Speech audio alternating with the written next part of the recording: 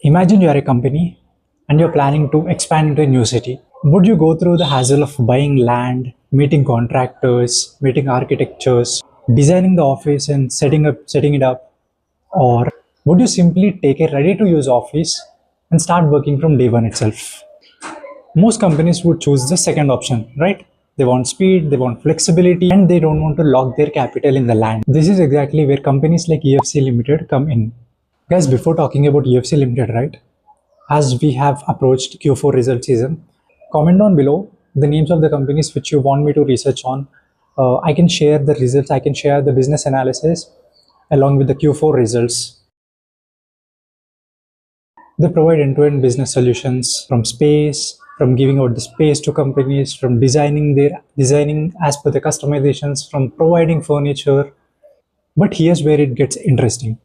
EFC Limited is not just renting offices. It is earning money from every layer of office creation. So now let's understand what this company is doing. Firstly, they're giving the space on the rent to offices who are coming for the plug and play offices or ready to use offices. The companies who wants ready to use or plug and play offices, right? They come to EFC Limited or they come to EFC Limited. They take the space, they customize, they instruct EFC Limited for the customizations as required. They also purchase the furniture from EFC Limited because of three different segments which are interdependent, right?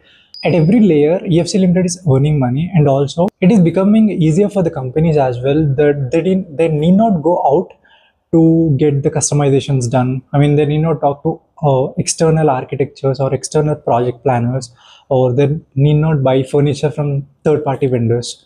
They are giving end-to-end solution to the companies. So in 2026, in this era, right, most of the companies wouldn't want to tie their or lock up their capital in the real estate. They want plug and play offices. They want to focus only on their core business so that some external or third party would take care of all this real estate planning or designing and building, etc. And also in this era where we are finding many GCCs in India, in Pune, Hyderabad, Bangalore, they have good presence in Mumbai as well in West. They have majority of the presence in West, which will also move to South India. It is inevitable for them to extend their presence into South India because you see the number of GCCs in Hyderabad and Bangalore are getting higher, and also this is the current clientele of EFC Limited. You can see on the screen we see very big names like Johnson and Johnson, Godrej, Hitachi, Chrysler, MCX, Flipkart, and also you see Indian companies, Indian GCC as well. Johnson and Johnson is Indian GCC. Red Bull is GCC. Currently, 50% of their clientele is in information technology and software development, and also BFI, banking, financial, engineering, and manufacturing. But majority or 50% of the clientele are coming from IT sector. Their presence is in 11 cities with 73,000 seats, and that too with an occupancy of 90%, because occupancy is very important metric over here. If occupancy gets decreased or if there is low occupancy, right, you need not even think about expansion further. You can just try to think about the current occupancy, so that if your current occupancy is not hitting that 90-95 benchmark, there's no talking about expansion. There's no use of thinking about expansion or expanding to new states. But however, there's a catch here. You need to capture the market as well before competitors would come to their place and would take the clients. And also they have 90 centers, right? Currently they have 90 centers, and out of those 18 centers are owned by them and 72 centers are on lease. And it is as important as to know the market size as well, because we talk every time about the market size. How much of piece of the cake are you getting, or how much potential you have to earn more. So currently this market is growing at 13 or 14% CAGR, and by 2030 it is projected that this market could be of around 53 billion USD in valuation terms. And one more important metric is customer stickiness. If a company is coming to EFC Limited and signing up the contract to have the managed or office space, how many months or years that they are staying with them? On an average, customers are sticking to EFC Limited for 4 years. It is better to talk about 9 months FY26 financials, and I'll also show you a snapshot of the Q3 results as well. If you see for the 9 months, right, there's a growth of 67% in revenue and 49% in EBITDA. And also management has said that it is better to watch, or it is better to track PAT, profit after tax, to get the complete picture.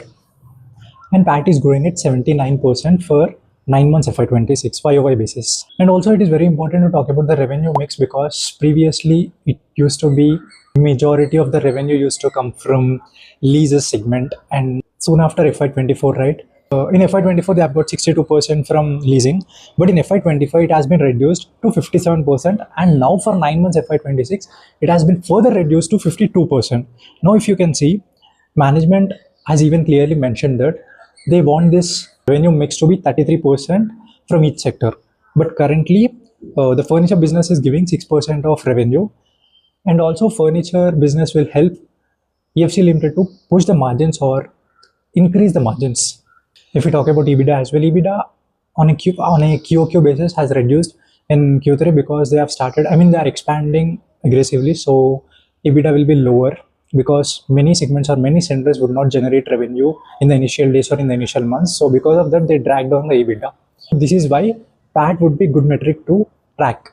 And also if you see the revenue by segment, right, leasing has 40%. Leasing has 40% growth on YOY basis, QOQ basis, and for designing and building segment, right, it was increased by 76%, and for furniture it was increased by 16%. Now designing and building and the leasing, right, the revenue is almost similar. So coming to the balance sheet part, you can see there is an 800 crore lease liabilities or lease obligation on the balance sheet. On the liability side, if you see, there is a very important metric again to see, because on one side we have lease liabilities of 800 CR, and on the other side we have our customers or we have the companies who are paying rent to us. Now the 800 CR is a fixed obligation, but if we do not maintain the 90% or more than 90% occupancy, right, we do not get the rent from companies. And irrespective of the fact that we are getting rent, we need to pay our rent to our landlords, and we need to reduce our lease liabilities. That is a fixed obligation over here. So it is an important factor, and it would be also a risk for the company to maintain the occupancy level. Talking about the Concall, right, firstly talking about the leasing segment.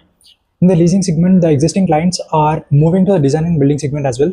So they wanted different types of customization so that it is generating revenue for design and building. And talking about the design and building, firstly it was a cross-selling. Secondly, talking completely about design and building, they have an order book of 160 CR right now.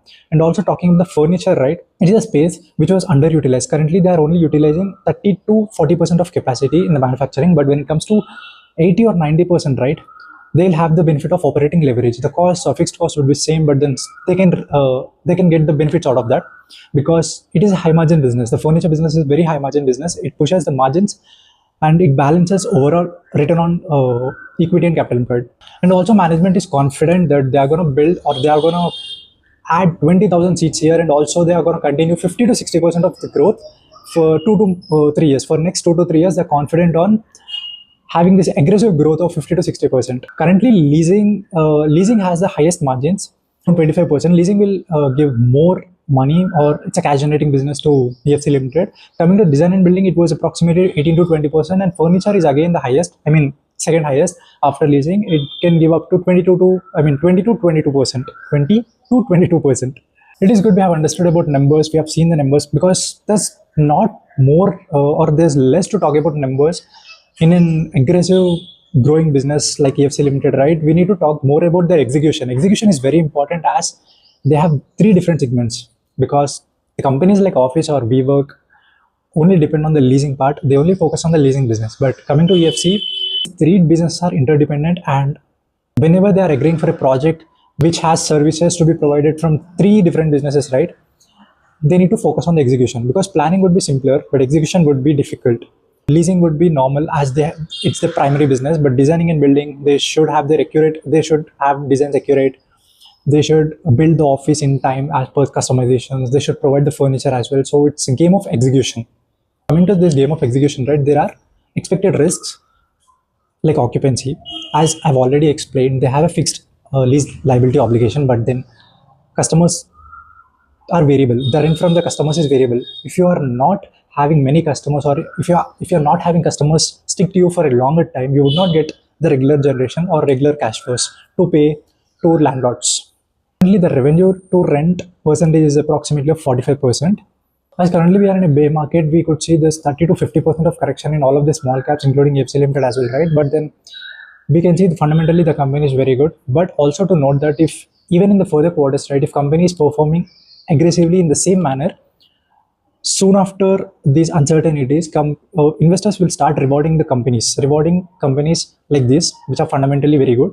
Valuation could go higher than the fair value, and we need to track this company very closely every quarter, because once, if there's a bad quarter, right, it can collapse.